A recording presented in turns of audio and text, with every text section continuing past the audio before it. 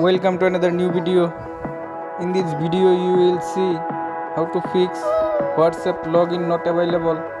Please follow complete the process.